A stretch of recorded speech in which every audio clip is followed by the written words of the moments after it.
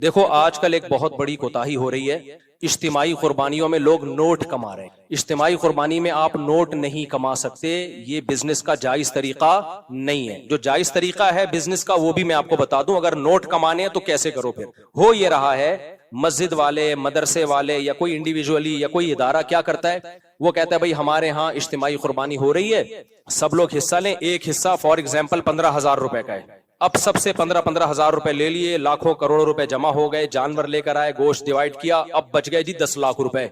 वो 10 लाख पी गए, या वो मदरसे का प्रॉफिट समझ लिया कि ये मदरसे का क्या है, प्रॉफिट है, तो ये जायज। वो 10 लाख रुपए आपको सब में को डिवाइड करने पड़ेंगे, वापस करने पड़ेंगे वो मदरसे का प्रॉफिट।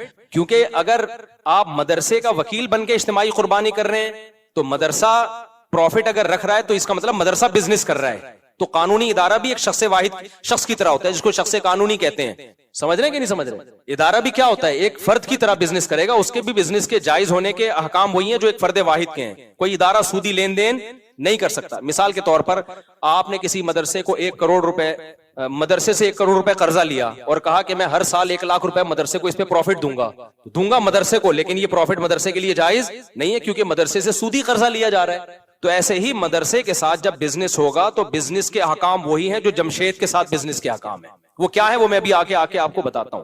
समझ रहे हैं कि नहीं समझ रहे? तो अब करना यह है कि जब किसी मदरसे या मस्जिद की तरफ से इज्तिमाई कुर्बानी हो रही है तो आपने ये करना है कि भाई जितने एक हिस्सा हम इतने का लेकर आएंगे, जो पैसे बच जाएंगे हम आपको वापस करने के पाबंद हैं, और अगर आप इजाजत दें तो हम मदरसे के डब्बे में डाल दें। ये रसीद पे पहले लिखवा लें आप। फिर अब जब वो पैसे बचेंगे, अगर कोई शख्स कहता है मैंने इजाजत दी थी आपको कि ये मदरसे में डाल दें, लेकिन मैं वो इजाजत कैंसिल कर रहा हूं, मुझे पैसे वापस दो, तो आपको देने पड़ेंगे, क्योंकि इस एग्रीमेंट की कोई शरई हैसियत है नहीं। ये बस एक अखलाकी पाबंदी होगी कि भाई मैंने कहा था जो पैसे बच जाएं तो मदरसे में डाल देना, उस वक्त मेरा मूड यही था, लेकिन पैसे तो चूंकि मेरे हैं तो वापस दे दो मुझे, तो आपको वापस देने पड़ेंगे। आमतौर पे देखा यह जा रहा है कि मस्जिद वाले, मदरसे वाले जो इस तरह की कुर्बानी करते हैं वो वापसी का ऑप्शन नहीं रखते, और अगर रखते भी, अगर वो कह भी देते हैं कि जो पैसा बचेगा हम मदरसे में फंड में के तौर पे दे देंगे, तो फिर ये नहीं बताते कि ये लाजमी शर्त नहीं है। लाजमी शर्त लगा नहीं सकते ना, ये जिसका पैसा है जब तक वो आपको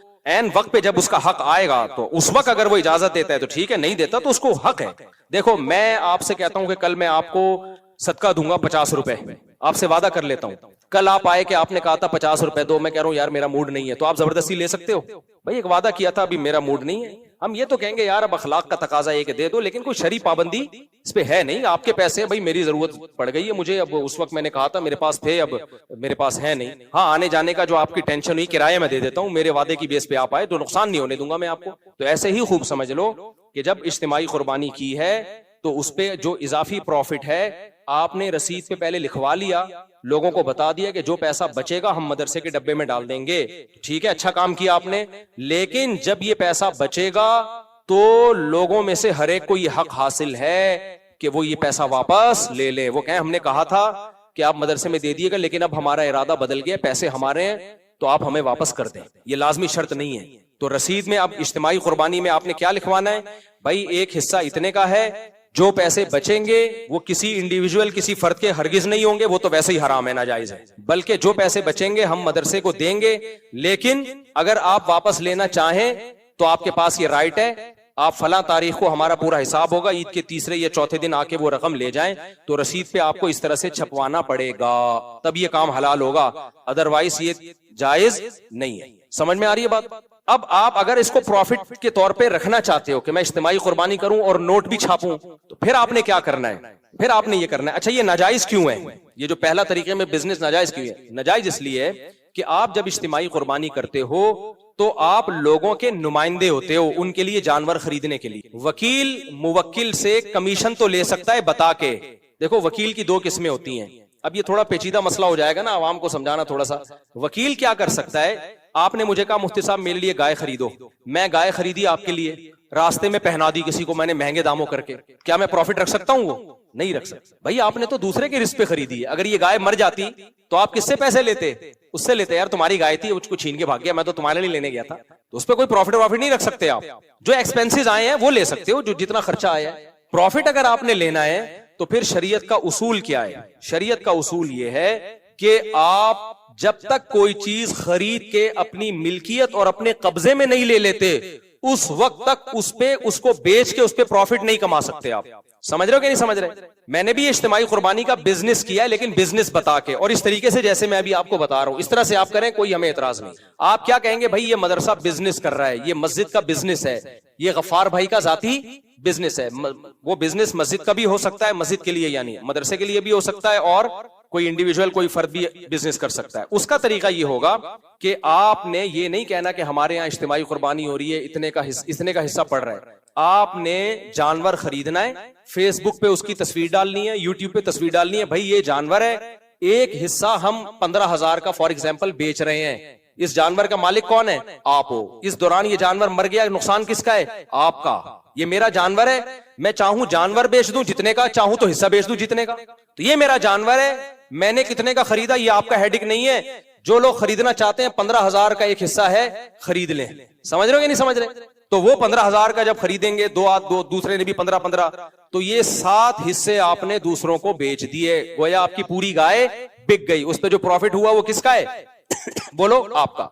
अब अगर गाय हलाक होती है बिकने के बाद, तो नुकसान उनका है। इससे पहले हलाक होती है तो नुकसान किसका है? आपका। इस कंडीशन में लाना पड़ेगा इस बिजनेस को, यानी आपने खरीदना है, खरीदने के बाद अपने कब्जे में लेना है। अब तक वो गाय किसकी है? आपकी है। इसका सारा नुकसान का रिस्क कौन ले रहा है? आप ले रहे हैं। अब आप पहनाना शुरू कर दो। पहनाते ही है, बेचता कौन है? समझ में आ रही है बात कि नहीं आ रही? और आसान तरीका बताता हूं। आप कहोगे भाई हम 100 गाय उठा के ले आए, कोई खरीद ही नहीं रहा, तो हम क्या करेंगे? बुकिंग पहले शुरू कर दो। बेशक, बुकिंग का तरीका क्या है? आप बोलो भाई मेरा इरादा है कुर्बानी का, और मैं जो हिस्सा लेना चाहे तो मेरे पास हिस्सा बुक करा दे, और मैंने रेट रखे फॉर एग्जाम्पल 15,000 रुपए। तो जो लोग इसमें दिलचस्पी लेते हैं पैसे दे दें एडवांस में, लेकिन ये सिर्फ बुकिंग होगी, ये डन नहीं है अभी सौदा। जब मैं जानवर लाऊंगा, आपको जानवर दिखाऊंगा, उसके बाद आप अगर खरीदने में दिलचस्पी रखते हो तो सौदा डन कर देना, नहीं रखते हो तो 15,000 वापस ले लेना। समझ में आ रही है बात कि नहीं आ रही? जैसे हम मेडिकल वाले को बोलते हैं भाई एडवांस में पैसे रख ले, ये दवा मंगवा दे, वो दवा मंगवा देता है, हम जाके उससे खरीद लेते हैं, हमारी मर्जी नहीं खरीदें तो वो दवा किसी और को पहनाएगा। फिर जब तक आपकी मिल्कियत में वो गाय नहीं आ जाती, बकरा नहीं आ जाता, आप आगे किसी को बेच नहीं सकते। बुकिंग कर सकते हैं। बुकिंग इस सेंस में भाई जो जो दिलचस्पी रखते हैं वो हिस्सा बुक कर लें अपना, 15 पूरे दे दें या 1000 रुपए दे दें, जिससे हम समझें कि ये वाकई इंटरेस्टेड हैं इसमें, तो वो दे देंगे। तो ये सौदा नहीं होगा, ये अमानत है। उन लोगों की रकमें आपके पास क्या है? अमानत है। आपके पास अमानत के तौर पे रखी हुई है। आपने अपने पैसों से जाके या उन्हीं पैसों से जाके, आपने वो पैसे तो कोई भी लगे तो उसमें कोई फर्क नहीं है, लेकिन उनको आपने वापस करने पड़ेंगे। वो आपने जाके जानवर खरीदा, फिर हर जानवर आपको दिखा के, क्योंकि देखे बगैर अगला खरीद भी नहीं सकता शरीयत में। कब्जे में ले लिया, आप उसको बोले भाई ये जानवर है, ये गाय है, ये फेसबुक पे तस्वीर या व्हाट्सएप पे तस्वीर भेज दी, भाई ये मेरे पास खड़ा हुआ है जानवर, अब आप बताओ खरीदने में दिलचस्पी रखते हो? वो कहे नहीं भाई ये पतली गाय है, मोटी गाय है, मुझे नहीं चाहिए, या मुझे कोई और से हिस्सा मिल गया है, तो अब आपको वो वापस करना पड़ेगा, क्योंकि सौदा डन हुआ नहीं था। अब अगर आप कहते हो ये तो मेरा नुकसान है, मैं अब ये गाय किसको पहनाऊं, तो कोई बात नहीं, कारोबार में फायदा भी होता है और बोलो नुकसान भी। मैंने ये काम 8-10 साल किया है, लेकिन बता के किया है कि बिजनेस कर रहा हूं, फी सबीलिल्लाह नहीं कर रहा। उसमें लड़कों को कहा हुआ था कि कोई भी जानवर जब आता है, लोगों को आपने दिखाना है, दिखाने के बाद उनको पूरा राइट देना है, लोगों से कहना है ये आपकी गाय है, इसमें एक हिस्सा 15,000 का आपने पैसे एडवांस दे दिए, लेकिन ये हिस्सा 15,000 का है, हम बेच रहे हैं, लेना है लो, अगर नहीं लेना तो पूरे 15 हम आपको वापस करने के लिए तैयार है, और लेने के बाद ये हिस्सा आपका होगा। क्या मतलब? गाय अगर मर गई तो एक हिस्सा है, तो 7वां हिस्से का नुकसान आपका होगा, हमारा नहीं होगा, क्योंकि बिकने के बाद अब इसका रिस्क कौन उठाएगा? आप उठाओगे। जो खरीदेगा वो अब इसके नफा नुकसान का जामिन है। समझ रहे कि नहीं समझ रहे? तो कितने मेरे झगड़े होते थे, मैं जानवर लाया तो 40 जान 100 गाय लाया, 4-5 8-10 साल मैंने ये बिजनेस खुद किया है, खुद मंडियों में गया भी हूं जानवर लेने के लिए। उसमें इतनी टेंशन होती थी जब मैं जानवर लेके आता था। अब जो मुलाजमीन रखे हुए उनको मैंने कहा भाई ये गाय जो है गफ्फार भाई का हिस्सा है, इसको गफ्फार भाई को आपने बता दिया? कह रहे नहीं बताया नहीं। वो कह रहे भाई हमने तो पहले इजाजत दी हुई थी। तो फिर मेरी लड़ाई होती थी कि मैं जो मुंह से फूट रहा हूं उसको आप तस्वीर भेजो, उसको बोलो भाई ये आपकी गाय है, इस पे आपका कब्जा जरूरी है, अभी तो ये मेरे कब्जे में है, तो आप देखोगे। ठीक है, कब्जे का मतलब ये नहीं कि आके वो जेब में डाले गाय को, कब्जे का मतलब भाई ये गाय है, हम तखलिया का मतलब अभी आपकी है, मेरी नहीं है। अभी ये यहाँ खूंटे से बंधी हुई है, सिर्फ खूंटा मेरा है, गाय किसकी है? ये रस्सी भी हमने आपको गिफ्ट कर दी है, गाय आपकी है। अब इसके नफे नुकसान का कौन जामिन है? आप हो। हर गाय के हर हिस्से में ये टेंशन उठाता था मैं। तो लड़के बेजार हो जाते थे यार, उनको को दिलचस्पी नहीं। मैंने कहा भाई किसी को दिलचस्पी हो या ना हो, शरई तौर पर इसको हलाल करने के लिए ये जरूरी है कि आप उसको गाय दिखाएं, उसके बाद बोले। वो नहीं देख रहा, उसका कोई नुमाइंदा देखे, और नुमाइंदे आप खुद नहीं हो सकते कि मैं आप ही का नुमाइंदा बन के कब्जा कर रहा हूं। जो बेचने वाला है वो खरीदार का नुमाइंदा नहीं बन सकता। भाई आप किसी और को नुमाइंदा बना लो, वो आपकी तरफ से गाय देख ले और डन कर दे। आप अमेरिका में हो, आप नहीं आ सकते। तो ये बिजनेस अगर करना है तो फिर बिजनेस का मोड, पूरा जो एक बिजनेस का एक स्ट्रक्चर है वो इख्तियार करना पड़ेगा। तो आज हो ये रहा है कि काम बिजनेस का हो रहा है, लेबल इज्तिमाई कुर्बानी का लग रहा है। तो मैंने तो 8-10 साल किया, उसके बाद मुझे अंदाजा हो गया कि ये बहुत बड़ी टेंशन है, लोगों को समझाना बहुत मुश्किल है, मुलाजमीन को समझाना बहुत मुश्किल है। अब बाज हमारे लड़के ऐसी बारीक बारीक गाय उठा के ले आए, तो मैंने कहा जिसका बताओ अब लोगों को, ये आपकी गाय है, ये 7 आदमी जिनके इसमें हिस्सा है उनको दिखाओ। वो कह रहे हैं वो दिखाएंगे तो वो लेंगे नहीं। मैंने कहा ये तो हराम है हमारे लिए, उनको दिखाओ भाई, आप ये पतली गाय है, मोटी गाय है, जो भी है, 15,000 का एक हिस्सा दे रहे हैं आपको, हड्डियों का सूप मिलेगा, कबूल है या नहीं कबूल है। तो अब जो अमेरिका कनाडा में बैठा है उसको तो दिलचस्पी नहीं होती ना, कह रहे हैं भाई हमारे क्या। हम कहते हैं आपको दिलचस्पी नहीं है, लेकिन शरई तौर पर हलाल करने के लिए कारोबार को यह जरूरी है कि आप देखें या आपका कोई नुमाइंदा देख के डन करे। देखे बगैर डन करने का कोई एतबार नहीं है। तो फिर वो उसको सूप हमने दिखाया, हड्डियों का सूप, किसी ने ले लिया, किसी ने बोला हमें नहीं चाहिए। वो टेंशन किसकी हुई, फिर वो सूप हमने अपने बच्चों को पिलाया। फिर समझ रहे हैं कि नहीं समझ रहे? तो उसमें लॉस हुआ। तो ये जब प्रॉपर वे में काम होगा तो हलाल है, प्रॉपर वे में नहीं होगा तो ये हलाल नहीं है। तो इज्तिमाई कुर्बानी में खुलासा ये निकला कि आप प्रॉफिट नहीं कमा सकते। और अगर बिजनेस करना है तो लेबल क्या लगना चाहिए, बिजनेस। इसमें किसी किस्म का लोगों को धोखा बोलो ना हो। एक मस्जिद की इंतजामिया कुछ दिन पहले मेरे पास आई और कहने लगी मुफ्ती साहब हम जो है वो इज्तिमाई कुर्बानी करते हैं और बिजनेस भी करेंगे, इसमें प्रॉफिट भी रखेंगे। मैंने कहा प्रॉफिट तो इन्वेस्टमेंट के बगैर हो नहीं सकता, आपका अपना कितना पैसा लग रहा है? कह रहे हमारा पैसा तो नहीं। तो कहने लगे, मैंने कहा फिर तो बिजनेस, फिर तो प्रॉफिट हलाल नहीं है। जब आपकी इन्वेस्टमेंट ही नहीं है, रिस्क ही नहीं ले रहे आप, तो आपका के लिए नफा कहां से हलाल हो गया? कह रहे हम जो इतनी मेहनत करेंगे और इतनी स्ट्रगल करेंगे और वो भी तो उसमें हमारा प्रॉफिट बनता है। मैंने कहा मेहनत पे उजरत बनती है, प्रॉफिट नहीं बनता। और उजरत भी जब जायज है जब बता के हो, बगैर बताए उजरत भी जायज नहीं है। मिसाल के तौर पर कोई आंटी यहां से गुजर रही हैं सामान लेके, आपने आंटी की मदद की, सामान उठा के उनके घर तक पहुंचाया। पहले जमाने में लोग करते थे, कोई एजेड खवातीन है तो नौजवान लोगों को खिदमत का जज्बा था, भाई आंटी हम पहुंचा देते हैं आपके घर सामान। अब आपने घर में सामान पहुंचाया, आपने कहा 500 रुपए दे दें आंटी। वो कहेंगे भाई 500 रुपए, कहने मजदूरी के पैसे नहीं होते क्या? होते हैं, लेकिन फिर मजदूर पहले एग्रीमेंट करता है, प्रॉफिट तो फिर भी नहीं है। तो आप मस्जिद वाले स्पेसिफिक कमीशन ले सकते हैं कि भाई हम 10 आदमी इज्तिमाई कुर्बानी का निज़ाम संभालेंगे, हमारे दिन रात एक हो जाएंगे, गायों का गोबर भी है और ये भी है और वो भी है, हिस्से बांटने भी हैं, तो फी गाय हम इतना कमीशन लेंगे। ये पर्ची पे लिख दें, अंधेरे में मत रखो। लोग समझ रहे होते हैं ये फी सबीलिल्लाह हमारी खिदमत हो रही है, हालांकि वो कमीशन भी रख रहे होते हैं, पैसे भी रख रहे होते हैं। तो ये सही नहीं है।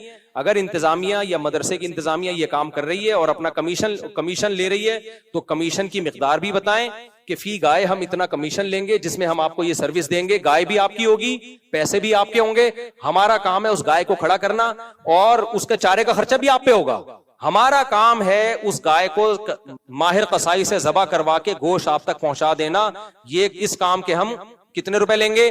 500 रुपए लेंगे, ये बता दें पहले, या 1000 रुपए लेंगे या 1 करोड़ रुपए लेंगे, मुझे उससे कोई गरज नहीं। अगर लोग देने पे राजी हैं तो क्या देगा, कोई नहीं, 1 करोड़ रुपए, एक मिसाल दे रहा हूं। तो इस तरीके से ये काम किया जाए। अदरवाइज जो इज्तिमाई कुर्बानियों में पैसों का उनसर आ गया है ना, नोट छापे जा रहे हैं और पैसा कमाया जा रहा है, ये हराम है, नाजायज है, समझते हो? इसको जो भी इज्तिमाई कुर्बानी कर रहा है तो उससे पूछें भाई जो पैसे बचेंगे वो कहां जाएंगे, और हर चीज हिसाब किताब होना चाहिए। अल्हम्दुलिल्लाह ज्यादातर मस्जिद मदारिस में तो पूरा हिसाब होता है, इतने की गायें पड़ी हैं, इतना उसका खर्चा है, कसाई की इतनी उजरत निकली है, वगैरह वगैरह, बचा के ये बचाए। तो वो बचा हुआ हद तक तो ठीक होता है, बचा हुआ गया कहाँ, आगे कुछ पता नहीं होता कहाँ गया। तो वो जो बचा हुआ है वो लोगों को वापस करना पड़ेगा। और फिर उसका नाम, अगर बिजनेस कर रहे हैं तो फिर उसका नाम इज्तिमाई कुर्बानी ना रखें, क्योंकि इज्तिमाई कुर्बानी से पहला मैसेज यही जाता है कि आप लोगों की नुमाइंदे बन के उनको एक सहूलत दे रहे हैं, तो उसको फिर बिजनेस ही करें। तो मैंने जब किया तो बिजनेस ही किया था। एक कंपनी का नाम था, मेरी कंपनी है, मैं नाम नहीं बताऊंगा उसका, तो बाकायदा कंपनी का नाम इस्तेमाल किया उसमें, और फिर उसमें जो है वो बताया भाई ये हिस्सा बराए फरोख्त है, पर्ची भी ये छपवाई, हिस्सा क्या है, बराए फरोख्त है, तो इतने का हिस्सा हम बेचेंगे। और फिर उसमें जब मेरी गाय आती थी तो मैं अपने लड़कों के जिम्मे लगाया हुआ था, हर एक को फोन करो, गाय की तस्वीर भेजो, बोलो अब आप बताओ खरीद रहे हो कि नहीं खरीद रहे हो हिस्सा। पूरा एक एक चीज तजवीज के साथ क्लियर होती थी। जिसने कह दिया हमें खरीदना है तो ठीक है, आपका हिस्सा है, जिसने कहा हमें नहीं खरीदना, लो भाई ये पैसे वापस लो। समझते हो, इस तरीके से करते। और कोई सवाल, ये क्लिप बना के चला देना लाजमी। अमानतों में बहुत हुक्म है भाई। देखो नबी सल्लल्लाहु अलैहि वसल्लम के पास एक सेकंड मेरे भाई, एक सहाबी आए, मुसलमान हुए, जिस कौम से थे उससे जंग हो रही थी, तो जंग से पहले वो आके मुसलमान हो गए। उनके पास बकरियों का पूरा रेवड़ था, तो उन्होंने कहा मैं इस्लाम लाने के बाद क्या करूं? आपने कहा ये रेवड़ में जिस जिसकी बकरियां पहले जाके वापस करो। हालांकि जिनसे लड़ाई हो रही है उनकी बकरियां थी, वो तो उनका तो माले गनीमत है ना, लेकिन भाई माले गनीमत तो जंग के बाद होता है ना, ये बकरियां तो उनकी हैं, उन काफिरों की हैं जिनसे तुम्हारी लड़ाई, उनसे तुम्हारा एग्रीमेंट थोड़ी हुआ है कि उनसे बकरियां ली और इस्लाम लाके सारी बकरियां इधर ले आए।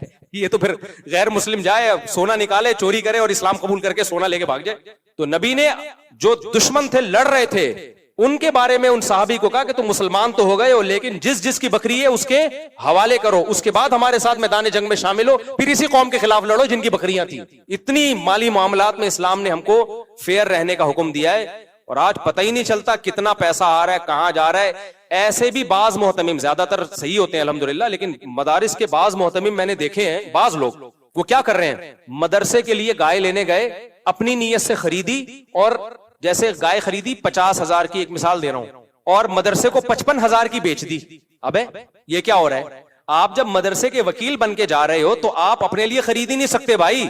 आप जब खरीद रहे हो अपने लिए तो वो मदरसे के लिए हो, फिर वही आप मदरसे को बेच रहे हो, यानी अपने आप को बेच रहे हो। ये ड्रामे भी होते हैं बास जगह, नहीं आई समझ में बात। मैं इसकी एक मिसाल देता हूँ। गफ्फार भाई ने आपको 1 लाख रुपए दिए और बोला जा मेरे लिए गाय लेकर आ। आपने 1 लाख की गाय खरीदी गफ्फार भाई के लिए, और फिर दिल में ये नियत की कि गफ्फार भाई तो यहाँ है नहीं, मैं गफ्फार भाई का नुमाइंदा भी हूं और मैं खुद सत्तार हूं, तो मैं सत्तार बन के गफ्फार को ये 1 लाख की गाय 1,10,000 में बेचता हूं। ये जायज है क्या? नहीं जायज। समझ में आ रही है? दोबारा से जमशेद ने भेजा आपको, जा भाई तू जा, मैं तेरे सारे खर्चे उठाता हूँ, सब मंडी आने जाने का खर्चा मेरे जिम्मे, भले तू खर्च कर लेकिन जिम्मे किसके है? मेरे। वहां चाय भी पीना, खाना भी खाना, ये सारे एक्सपेंसेस मेरे जिम्मे, भले अपने पैसों से खा लेकिन जिम्मा किसका है? मेरा है। और तू मेरे लिए गाय खरीद। आप गए, आपका नाम है वसीम, आपने वहां जाके 1 लाख की गाय खरीदी, खर्चा सारा किसका हो रहा है? जिम्मेदारी कौन उठा रहा है? जमशेद। फिर आपने कहा कि यार ये खरीदी तो है, सारा खर्चा तो जमशेद के जिम्मे, अगर ये गाय मर जाती तो नुकसान भी जमशेद का होता, और मैं गया भी जमशेद की तरफ से, सारी दुनिया को पता है मैं जमशेद के लिए गाय खरीद रहा हूं, लेकिन मैं हूं तो जमशेद नहीं ना, मैं हूं वसीम। तो ये गाय जो मैंने 1 लाख की खरीदी है, तो मैंने वसीम जो मैं सच्ची मुच्ची कहूं वो बन के मैंने जमशेद को 1,10,000 में बेची, और फिर आपने जाके जमशेद से कहा कि ये गाय 1,10,000 की है। जमशेद कह रहा है कैसे 1,10,000 की है? बोलो छोड़ो, मैंने जिससे खरीदी है वो उसने 1,10,000 की बेची, और मैंने खरीदी किससे है? अपने आप से खरीदी। तो बाज मदरसों में ये भी मैंने देखा है, बाज में, सब ज्यादातर मदरसे ठीक ही होते हैं अल्हम्दुलिल्लाह, कि वो मोहतमिम कमबख्त क्या कर रहा है, पहले 50 गाय खरीदता है अपने लिए, फिर वो गाय प्रॉफिट रख के बेचता है किसको? मदरसे को।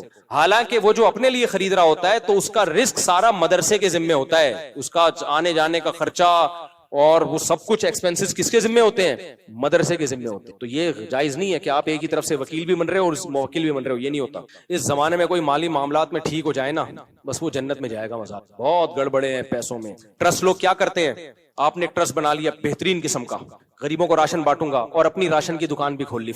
अब आप थर में 1 करोड़ का राशन बांट रहे हो, वो सारा 1 करोड़ का राशन कहां से जा रहा है? बोलो, आपकी दुकान से जा रहा है। एक साहब ने ऐसा किया, मैंने कहा मेरे भाई ये 1 करोड़ का राशन आप ही की दुकान से जा रहा है, ये तो आपका बिजनेस चमक रहा है। तो कहते हैं इसमें गरीब का नुकसान क्या है, मैं सस्ता दे रहा हूं। बात माकूल है भाई, अगर आप सस्ता दे रहे हैं तो आपसे लें, बेशक फिर आपका फायदा हो जाए तो कोई गलत बात नहीं है। मैंने कहा आप कहां से ले रहे हो? जितना सस्ता आप ट्रस्ट को बेच रहे हो उससे ज्यादा सस्ता आप कहीं से उठा रहे हो, तो आप अपने ट्रस्ट का माल डायरेक्ट वहां से क्यों नहीं उठा लेते? नहीं आई मेरा ख्याल है भाई, आप अपने ट्रस्ट का माल डायरेक्ट वहां से उठाओ जहां से आप अपने जनरल स्टोर का माल उठा रहे हो, अपने गोदाम का माल उठा रहे हो, फिर आपके लिए हलाल है। ये पूरी दुनिया में इतना सस्ता कहीं अवेलेबल ही नहीं है, आपकी दुकान में सबसे सस्ता, फिर आप उठा लो भाई, कोई बात नहीं, गरीब को भी फायदा है सस्ते में, ट्रस्ट को भी फायदा है, आपको भी फायदा है। लेकिन हो ऐसा नहीं रहा होता, होलसेलर कोई और है। तो आप इतना माल जब करोड़ों का उठा रहे हो तो उस होलसेलर से उठाओ ना जो सबसे कम रेट लगाए। तो सबसे कम तो वो लगा रहे जिससे आप ले रहे हो, कहते हैं उस तक हमारी रसाई नहीं है, तो तुमने माल वहां से कैसे उठा लिया अगर तुम्हारी रसाई नहीं है उस तक? ये 2 नंबरियां ट्रस्टों में हो रही हैं। नहीं आई मेरा ख्याल है बात। बिल्कुल ऐसी जैसे स्कूल का यूनिफॉर्म खरीदो तो कहां से मिलेगा? स्कूल से ही मिलेगा। ऐसा यूनिफॉर्म है, आज तक कोई टेलर मार्केट में ऐसा पैदा हुआ ही नहीं है, कोई यूनिफॉर्म किसी का बाप भी बना सके। ये सब गलत तरीके हैं पैसा कमाने के, ये धंधे चल रहे हैं। अल्लाह बचाए यार, इंसान का बच्चा बनना, खुदा की कसम हमारे हजरत फरमाते थे सब कुछ मिलेगा मार्केट में, इंसान नहीं मिलेगा। इंसान का मिलना बहुत मुश्किल है। और ये हजरत ने पता है कब कहा था? जब हजरत चाहते थे अपना नाइब किसी को बनाऊं। मेरे शेख मुफ्ती रशीद अहमद साहब पे बहुत उन पे इश्कालात हो सकते हैं, उनकी राय से इख्तलाफ हो सकते, उनके तकवे पर आज तक किसी ने उंगली नहीं उठी। बहुत परहेजगार थे, बहुत परहेजगार थे। जिन्होंने उनके साथ वक्त गुजारा उनको पता है कैसे अल्लाह वाले थे। वो कहते थे मैं किसको अपना नाइब बनाऊं कि मेरे बाद मेरी गद्दी वो संभाले। 8-10 साल उन्होंने कोशिश की। फरमाया ऐसा ऐसा मैंने आजमाया ना, लेकिन इंसान नजर नहीं आता, जो उनका एक मैयार था। फिर बनाया हजरत मुफ्ती अब्दुल रहीम साहब को। मुफ्ती अब्दुल रहीम जो मेरे शेख हैं, तभी मैं कहता हूँ मुफ्ती अब्दुल रहीम साहब पे जब एतराजात किया करो ना, तो जो दूर है वो तो एतराज करेगा उनके, कोई बूट पॉलिशिया कहेगा, कोई सरकारी मुल्ला कहेगा, कोई क्या कहेगा, कोई क्या कहेगा। मैंने भाई 30 साल गुजारे हैं उनके साथ, मैं आपके इन बातों से मुतासिर नहीं हूँ। पाकिस्तान में जो भी मुखलिस होगा, जज्बात से हटकर बात करेगा, ग्राउंड रियलिटी को सामने रख के बात करेगा, लोग उसको एजेंट ही कहेंगे। और जो जज्बाती बातें करेगा, उल्टी बातें करेगा, लोग उसको मानेंगे ये है क्या, मुखलिस, ये मुखलिस है। और फिर जुल्म ये कि लोगों ने मुफ्ती तकी साहब और मुफ्ती अब्दुल रहीम साहब को 2 अलग अलग पार्टियां बना के पेश किया है, ये भी जुल्म है। हजरत मुफ्ती तकी साहब से आज भी हजरत मुफ्ती अब्दुल रहीम साहब की मुलाकातें होती। किसी की राय का इख्तलाफ किसी चीज में अगर हो जाए तो ये थोड़ी के 2 अलग ट्रैक हैं। लोग तस्वीरें बना रहे होते हैं, बताओ तुम इनका साथ दोगे, इनका साथ। भाई दोनों हमारे बुजुर्ग हैं, दोनों हमारे बड़े हैं। किसी चीज में अगर राय का इख्तलाफ हो जाए कि हम ये समझते हैं कि एक अलग विफाक होना चाहिए, वो समझते हैं नहीं होना चाहिए, तो ये इख्तलाफात तो हमेशा से रहे उम्मत में। पाकिस्तान बनने में नहीं उलमाए देवबंद का इख्तलाफ था। हुसैन अहमद मदनी कहते थे नहीं बनना चाहिए, मौलाना शरफ अली थानवी कहते थे बनाना फर्ज है। तो क्या 2 अलग अलग राहें थी? भाई राय का इख्तलाफ था, लेकिन दोनों क्या है, हमारे बड़े हैं। तो राय का इख्तलाफ एक अलग चीज होती है किसी की पॉलिसियों पे, लेकिन ये कह देना कि ये फलां के एजेंट हैं, ये सरकारी पिट्ठू हैं, ये फौज के वो हैं, ये बहुत गलत बात है। ये आप मुतासिर हो गए इन नारों से, हम नहीं होते मुतासिर। मुफ्ती रशीद अहमद साहब कहते हैं मैंने इतना किसी को आजमाया नहीं है जितना मुफ्ती अब्दुल रहीम को मैंने आजमाया है। चेक किया कि इनमें दुनिया की मोहब्बत, शोहरत की मोहब्बत तो नहीं है। उस आजमाने के बाद सिर्फ खिलाफत नहीं दी, नियाबत दी है कि मेरे बाद मेरी गद्दी कौन संभालेगा। और मुफ्ती अब्दुल रहीम साहब ना मुफ्ती रशीद अहमद साहब के बेटे हैं, ना पोते हैं, ना दामाद हैं, कुछ भी नहीं है। मेरिट की बेस पर, समझ रहे हो, कौम भी अलग अलग है। मुफ्ती अब्दुल रहीम साहब उर्दू स्पीकिंग है, यानी इंडिया के